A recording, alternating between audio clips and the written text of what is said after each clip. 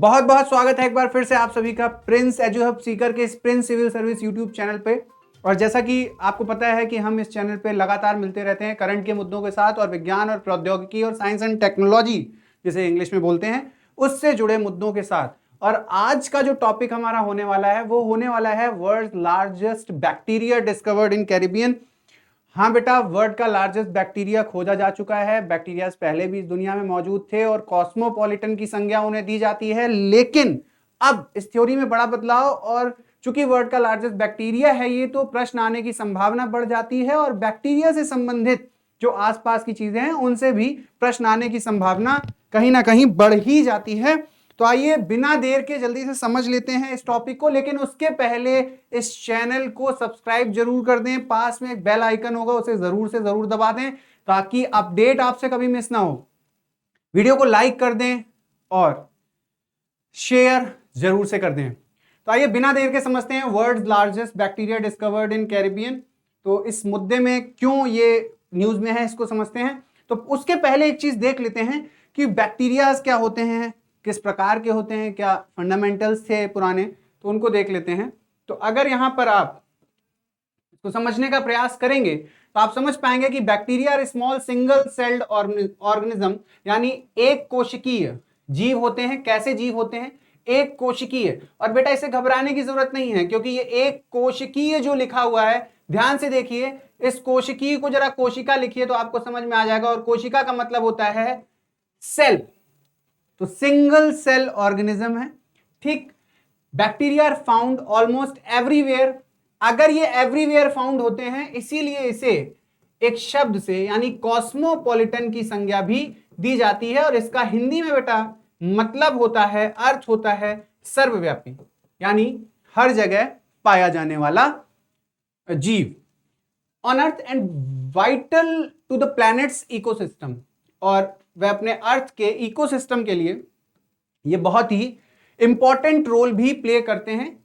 कैसे प्ले करते हैं अभी पता चल जाएगा। Some species can live under extreme conditions of temperature and pressure. Extreme temperature और प्रेशर पे भी ये मिल जाते हैं, दैट्स व्हाई इन्हें क्या कह रहे हैं, सर्वव्यापी। और ये जो वाइटल वाला इकोसिस्टम है कि इकोसिस्टम में वाइटल रोल निभाते हैं, तो जैसा कि मैंने आपको बताया था कि गट में नेचुरली ऑकर होते हैं और प्रोबायोटिक्स की तरह भी काम करते हैं, तो कहीं ना कहीं इकोसिस्टम में तो इनका इंपॉर्टेंट रोल रहता ही है। अब बैक्टीरिया की शेप की बात करें तो bacteria classified into 5 major groups, और वो क्या है, शेप के अकॉर्डिंग देखेंगे तो स्फेरिकल जिसे कोकाई कह देंगे, रॉड जिसे बेसिलाई कह देंगे, स्पाइरल तो स्पाइरेला, कॉमा शेप्ड विब्रियो, और कॉर्क स्क्रू तो इसको कह देंगे स्पाइरोकीट्स। एक चीज ध्यान रखिएगा, एक तो नाम इंपॉर्टेंट है, वाइटल होते हैं, कॉस्मोपॉलिटन होते हैं, एक कोशिकीय होते हैं, ये सब इंपॉर्टेंट फिनोमिना है। एक चीज और है, ये मैंने 5 ग्रुप जो बताए इनके शेप के अकॉर्डिंग है, टेम्परेचर के अकॉर्डिंग भी इनका ग्रुप होता है। ठीक, मेसोफिल, थर्मोफिल और सैक्रोफिल। तो ध्यान रखेंगे इन चीजों को कि किस प्रकार से इनको क्लासिफाइड किया जाता है। ठीक है, टेम्परेचर के आधार पर या शेप के आधार पर। अब हम टॉपिक पे चलते हैं और टॉपिक को समझने का प्रयास करते हैं कि फ्रांस के वैज्ञानिकों ने दुनिया के सबसे बड़े बैक्टीरिया की खोज की है। तो वैज्ञानिक कहां के हैं? फ्रांस के। यह अब तक सबसे बड़े माने जाने वाले बैक्टीरिया से भी 50 गुना बड़ा है। जो अब तक सबसे बड़ा बैक्टीरिया था जो मौजूद था, ठीक, थियोमार्गिटा नैम्बिसिंस, उससे भी यह 50 गुना बड़ा है। ठीक, यह पहला ऐसा बैक्टीरिया है जिसे आप बिना माइक्रोस्कोप के देख सकते हैं। देखिए बेटा, ये एक इंपॉर्टेंट फिनोमिना है क्योंकि अभी तक बैक्टीरिया को देखने के लिए किसकी आवश्यकता हो रही थी? माइक्रोस्कोप की। तो हो सकता है कि आपसे कथन पूछते वक्त वह यह भी पूछ सकते हैं कि क्या माइक्रोस्कोप से ही बैक्टीरिया को देखा जा सकता है? तो फिर ये करंट टॉपिक से जुड़ेगा, ध्यान रखिएगा, क्योंकि यहां पर हुआ यह कि पहला ऐसा बैक्टीरिया हो गया है जिसे हम बिना माइक्रोस्कोप के देख सकते हैं। सफेद रंग के इस बैक्टीरिया का आकार करीब 1 सेंटीमीटर है, करीब 1 सेंटीमीटर का यह बैक्टीरिया है। तो आकार को भी ध्यान, और इसे नाम दिया गया है थियोमार्गिटा मैग्निफिका। ये इसका नाम है थियोमार्गिटा मैग्निफिका। फ्रांस के ग्वादलूप द्वीप की दलदल में सड़ रहे मैंग्रोव। अब मैंग्रोव क्या होते हैं? तो ये पौधे या झाड़ियां होती हैं। ठीक, कहां? कोस्टल एरिया यानी तटीय क्षेत्रों में।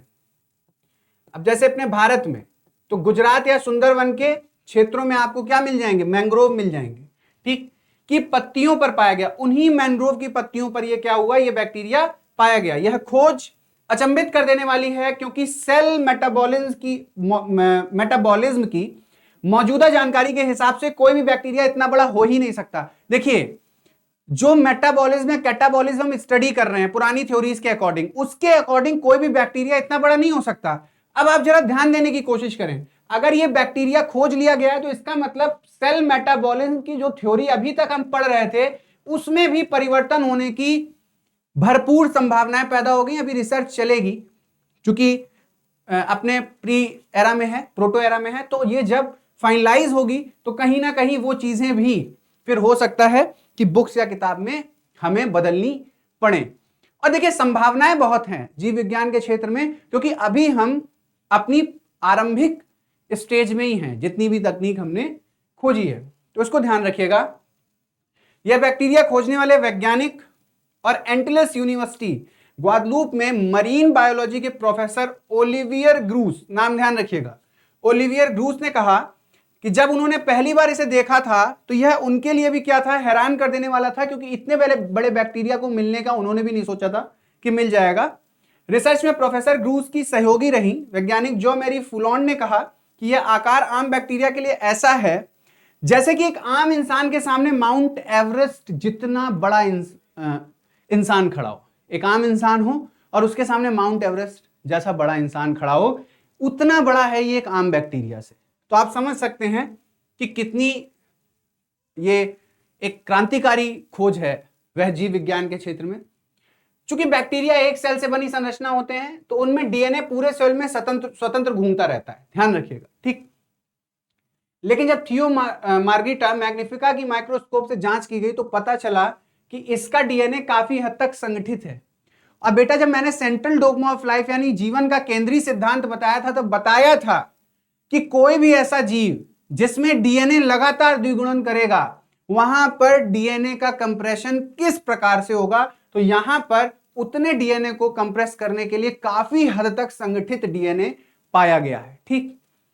Before this Thiomargarita namibiensis was the largest known bacteria. मैंने आपको बीच में ही डिस्कस करते हुए इसका नाम बता दिया। उस बैक्टीरिया के पहले यह लार्जेस्ट बैक्टीरिया हमारे पास हुआ करता था।